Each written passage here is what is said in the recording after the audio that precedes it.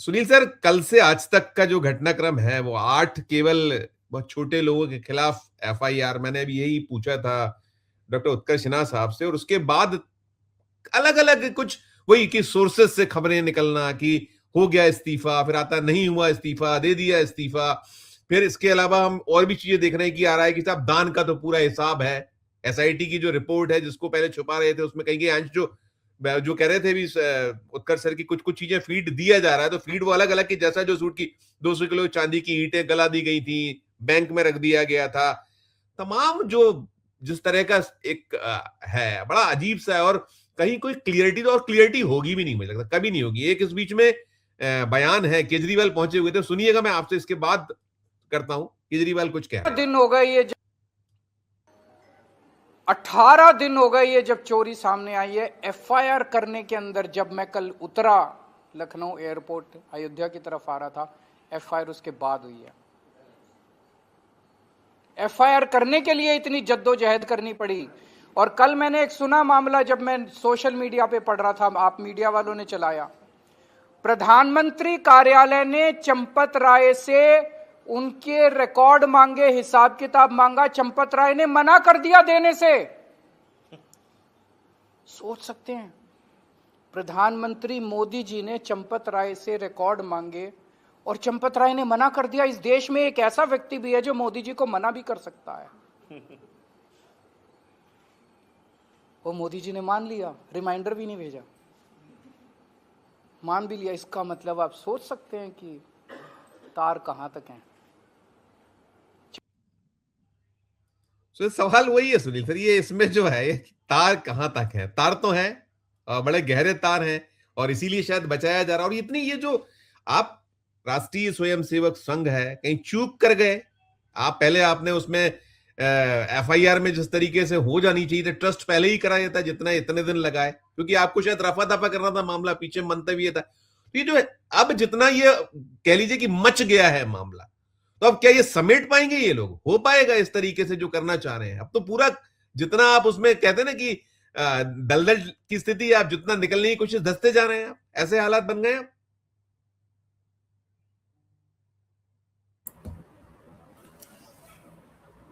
धन्यवाद संजीव जी। देखिए, ये अगर इस प्रकरण में जितनी लिपापोती करने की कोशिश की जाएगी, तरह तरह की बातें सामने आएंगी, तरह तरह की बातें कही जाएंगी। अगर विश्व हिंदू परिषद, उत्तर प्रदेश की सरकार, केंद्र की सरकार, ट्रस्ट के लोग ये चाहते हैं कि इस प्रकरण में आधारहीन बातें न कही जाए सार्वजनिक रूप से, तो उनको यह भूमिका स्वीकार करनी पड़ेगी कि इस मामले की जांच पारदर्शी तरीके से वो कराएं। अगर यह बात लगातार कही जा रही है कि इस मामले में चंपक राय जी की भूमिका है, तो चंपक राय जी के खिलाफ मुकदमा दर्ज होना चाहिए। जांच कीजिए आप। हमको भी नहीं पता, किसी को नहीं पता कि चंपक राय की भूमिका क्या है और कितनी नहीं है, लेकिन चंपक राय इस ट्रस्ट के महासचिव हैं। इस मंदिर के रख रखाव संबंधी जितनी भी गतिविधियां हैं, उन सभी गतिविधियों में चंपक राय की विशेष भूमिका है, बल्कि सर्वाधिक भूमिका है। अगर इतने बड़े पैमाने पे चोरी की बात सामने आई है, तो उस आरोप से वो बच नहीं सकते, जो एक सामान्य व्यक्ति की समझ है। अगर ट्रस्ट के लोग ये बताना चाहते हैं कि नहीं, इसमें चंपक राय की कोई भूमिका नहीं है, तो उसके मामले की उनको जांच करानी चाहिए पड़ेगी। बिना जांच कराए आप क्लीन चिट नहीं दे सकते।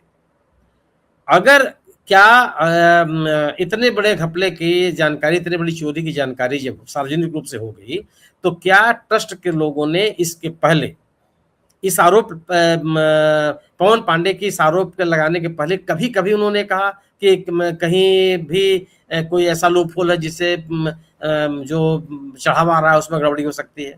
किसी स्तर पे कोई चर्चा हुई? कभी भी सुरक्षा व्यवस्था को बेहतर करने का प्रयास किया गया? नहीं किया गया। जब ये आरोप भी लगे, तब उस समय भी चंपक राय जी का यह बयान आया कि आरोप लगे हैं, आरोप के बाद उसकी जांच कराई गई है और जांच में सब कुछ सही पाया गया। ये तो उनका बयान है। उन्होंने तो नहीं स्वीकार किया कि नहीं कोई गड़बड़ी हुई है।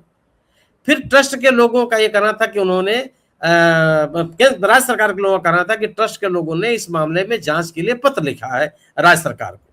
यह भी सवाल पैदा करता है कि अगर आपके यहाँ चोरी हुई है तो पहले आप पुलिस को रिपोर्ट करेंगे कि आप पहले राज्य सरकार को भेजेंगे। राज्य सरकार तो जांच पुलिस से ही कराएगी, अपने स्तर पर तो उसका कोई इतना तरीका तो है नहीं। आपने राज्य सरकार को भेजा, राज्य सरकार ने एसआईटी बना दी। एसआईटी ने अपनी फाइंडिंग में क्या कहा वो भी आधिकारिक तौर पर उसके बारे में कुछ भी नहीं कहा गया।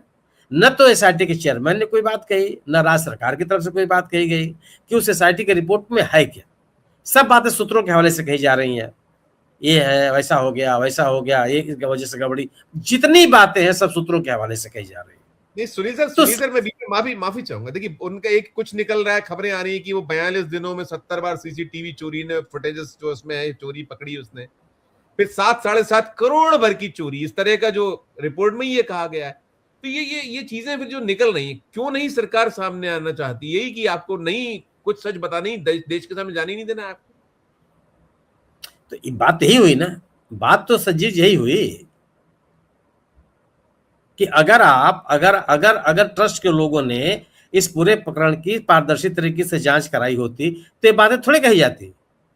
अभी तो मान लीजिए 45 दिनों में 70 बार चोरी पकड़ी गई, मान लीजिए ये बात कही जा रही है, इसका भी किसी के पास सबूत नहीं है। आज 70 बार कही जा रही है, कल 170 बार कही जाएगी, और ये जितनी बार ये बात होगा उतनी बार लोगों के मन में विश्वास बढ़ता चला जाएगा, लोग उस अपने मन में एक धारणा बनाते जाएंगे। क्यों कि इस पूरे प्रकरण में न ट्रस्ट के लोग कोई पारदर्शिता नहीं बरत रहे हैं।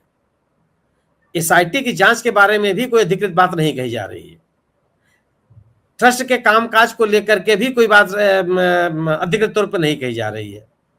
लगातार जब से मामला सामने आया उस समय से ट्रस्ट के 3 ऐसे लोग हैं जिनका नाम चर्चा में है, चंपक राय, डॉक्टर अनिल मिश्रा और गोपाल राव।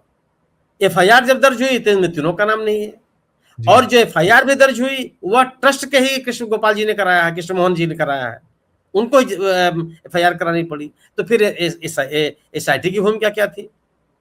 अगर एसआईटी ने अपनी कोई फाइंडिंग दी है तो उस फाइंडिंग का क्या हुआ?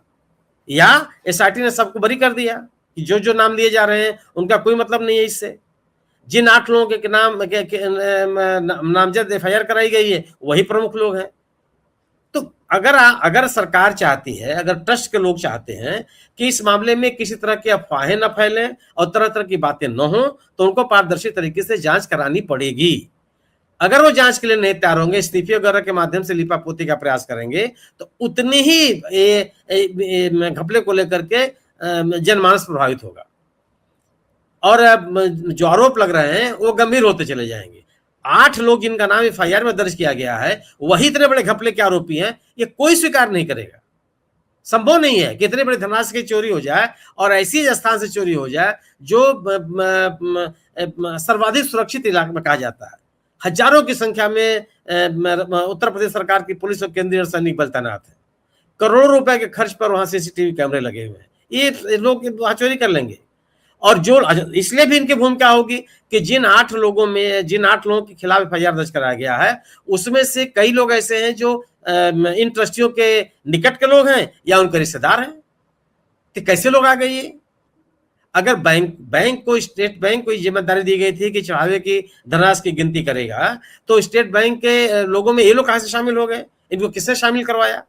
ये तमाम बातें हैं, ये इतनी सहज बात नहीं है, और यह केवल चंपक राय और अनिल मिश्रा के इस्तीफे से समाप्त हो जाएगी, मुझे ऐसा नहीं लगता। सर सुनील सर, 2 चीजें हैं। देखिए हम वही जो बात कर रहे थे कि भाई ये इसीलिए कॉन्फिडेंट है ना कि कोई हमें अब चुनाव तो नहीं हरा सकता। अब यही जो कह रहे थे डॉक्टर साहब, कह रहे थे कि भाई 25%, 30%, 20%, सारे आपके पास फॉर्मूले हैं कि कैसे आपको, तो ये होता रहे, आप कितना ही कुछ हो जाए, तो इसलिए शायद इतनी लगता है। दूसरी चीज एक और मुझे पूछना कि हेडलाइन मैनेजमेंट का जो खेल है कि आप हर दिन कुछ ऐसा आप दे दीजिए कि एक इसको बुलाना है, फिर उसको बुलाना है, फिर उसको बुलाना, नया लेते आइए। अब ये भी निकल कर आ रहा है शायद मोदी जी आने वाले 1-2 दिन में संडे मंडे में कुछ अपना रिशफल कैबिनेट का कर सकते हैं, और कैबिनेट के रिशफल में कुछ चीजें आ जाएं जो देश में मांग उठ रही थी, जो मैं राहुल गांधी की बात कर रहा था कि जो निशाने पर है शिक्षा मंत्री, वो कांग्रेस जनता पार्टी भी मैदान में उतरी हुई है। वो अब तो सोनम वांगचुक का भी आ गई सूचना कि वो भी जैसे ही आएंगे हिंदुस्तान तो फिर वो वहीं दिल्ली में बैठने वाले हैं आमरण अनशन पर।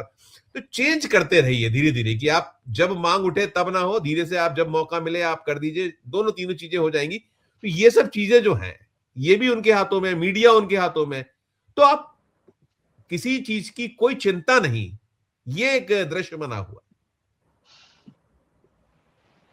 नहीं नहीं, चिंता भले न हो, लेकिन ऐसा नहीं है ना कि आपके हाथों में मीडिया है तो जो आप चाहेंगे वही नैरेटिव बनेगा। आप इमरजेंसी का दौर याद कर लीजिए, उस समय भी कांग्रेस सरकार के पास मीडिया थी, कहीं कोई आलोचना नहीं होती थी, कहीं कुछ सरकार के खिलाफ नहीं लिखा जाता था, चारों तरफ जय जयकार हो रही थी। क्या हुआ? जनता, आप जनता की जो जागरूकता है या समझ है उसको अंडरमाइन करने की कोशिश मत कीजिए। सवाल इस बात का है कि आप शिक्षा मंत्री के इस्तीफे की मांग को लेकर के छात्र युवा आंदोलित है, क्या सरकार ने इस पर ध्यान दिया? कल कैबिनेट की मीटिंग हुई और कैबिनेट मीटिंग अभी तो सूचना आ रही कि ये जो रिशफल में भी कि उनका डिपार्टमेंट चेंज हो जाए, कुछ हो जाए। हरदीप दूर पुरी दूर का तक नहीं, मैं इसके बिल्कुल इसकी संभावना मैं नहीं देखता। हरदीप पुरी आज कहीं तक ड्रॉप कर दी जाए, हरदीप पुरी, इस तरह की जो मैं सुगबुगाहट। संजीव जी, मैं दूर दूर तक इसकी संभावना नहीं देखता। ठीक। आप मुझे बताइए कि इस सरकार में किसी भी मंत्री को किसी आरोप की वजह से हटाया गया हो? आज तक 2014 से लेकर के आज तक किसी को नहीं हटाया गया। हरदीप पुरी साहब का ताजा तरीन मामला आपके सामने है। एप्स्टीन फाइल्स को लेकर के उनके खिलाफ आरोप लगे, उन्होंने खुद स्वीकार किया एफसीसी से कि उनकी मुलाकात हुई। सरकार की तरफ से कोई जवाब आया क्या? कोई हलचल हुई कहीं से भी? इंग्लैंड के प्रधानमंत्री के इस्तीफे के कारणों में से एक कारण यह भी है कि जो यूएस में अमेरिका ब्रिटेन का राजदूत नियुक्त किया गया, वह उसकी मुलाकात एप्स्टीन से थी, एप्स्टीन के संपर्कों में था और प्रधानमंत्री स्टारमर ने उसको राजदूत बनाया। उसी इंग्लैंड में जो राजा का छोटा भाई उसको गिरफ्तार किया गया। कई देशों में वहां के राजनीतिज्ञों के ऊपर उसका असर पड़ा। हमारे यहाँ कोई हलचल हुई? कोई हरदीप पुरी साहब का नाम भी ले रहा है क्या? आप शिक्षा मंत्री के इस्तीफे को लेकर मांग को लेकर के जगह जगह प्रदर्शन हो रहे हैं, शिक्षा मंत्री ने कभी कोई बयान नहीं दिया। अभी कल कैबिनेट की जो बैठक थी उसमें प्रधानमंत्री ने नीट की परीक्षा दोबारा समय सीमा के भीतर, बहुत कम समय के भीतर सफलतापूर्वक करा लेने के लिए पूरे कैबिनेट को बधाई दी, इसमें शिक्षा मंत्री भी शामिल है। तो आप क्या सोचते हैं कि इस आरोप के कारण शिक्षा मंत्री का इस्तीफा हो जाएगा? बिल्कुल नहीं होगा। ये जो कैबिनेट की रिसफल वगैरह आज तक जो कैबिनेट की रिसफलिंग हुई है, इसमें किसी आरोप प्रत्यारोप के कारण किसी को हटाया गया? किसी को भी कामकाज के आधार पर किसी को हटाया गया? सब राजनीतिक कारण थे। चुनाव होने वाले हैं, विभिन्न राज्यों में, जिन जिन राज्यों में चुनाव है वहां के लोगों को लाकर के शामिल किया जाएगा जिससे उसका राजनीतिक फायदा हो सके। आप ये सोचते हैं कि कोई परफॉर्मेंस के आधार पर, कामकाज के आधार पर, डिलीवरी के आधार पर, सार्वजनिक जीवन में स्वच्छता के आधार पर कोई तब्दीली होगी? कहां पे है आप? या जो आप सोचिए ना कि सरकार में गैर राजनीतिक पृष्ठभूमि के कितने लोग हैं, जो राजनीतिक के लोग नहीं है, जो भारतीय जनता पार्टी की राजनीति करते हुए आगे नहीं बढ़े हैं, ब्यूरोक्रेसी से आए हैं, अन्य माध्यमों से आए हैं, सालों साल से हैं। उनके कामकाज के ऊपर आप सवाल उठाते रहिए। विदेश मंत्री के कामकाज के ऊपर कितने सवाल उठते रहे? कभी कोई हलचल हुई क्या?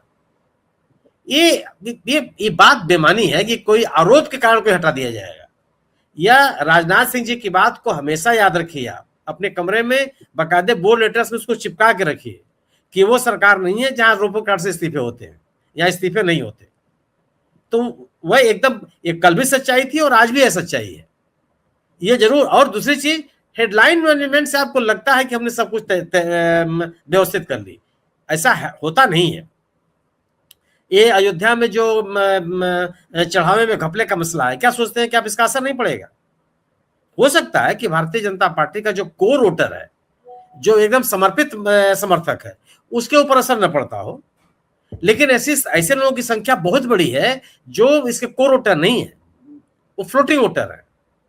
वो एक अपेक्षा के साथ भारतीय जनता पार्टी के साथ गए थे, उनके ऊपर तो असर पड़ेगा। ये कौन लोग हैं जो सामने निकल करके आ रहे हैं कि हमने इतना चांदी दान किया था, हमने इतना सोना दान किया था, हमने इनकी मूर्ति दान की थी, हमने इतना ईंटें दान की थी? कौन लोग हैं? ये वही लोग हैं ना जो इस पूरे आंदोलन से प्रभावित थे और भारतीय जनता पार्टी से प्रभावित थे, विश्व हिंदू परिषद से प्रभावित थे, उन्होंने दान किया। आज वो खुल के क्यों बोलने लगे हैं? और अगर वो खुल के बोलने लगे हैं तो उसका कोई निहितार्थ नहीं है, या इसका कोई अर्थ नहीं निकाला जाना चाहिए? क्या वह उनमें निराशा के भाव नहीं है? इन गतिविधियों से अपने आप को प्रभावित नहीं दिखते हैं? बिल्कुल है। तो आप कोई कार्रवाई नहीं करेंगे, कोई आप हेडलाइन मैनेजमेंट के लिए कोई नई बात लेकर चले आएंगे, उससे जो ये मुद्दे हैं दब जाएंगे। मुझे लगता है कि ऐसा होगा नहीं, इसका असर पड़ेगा। जी।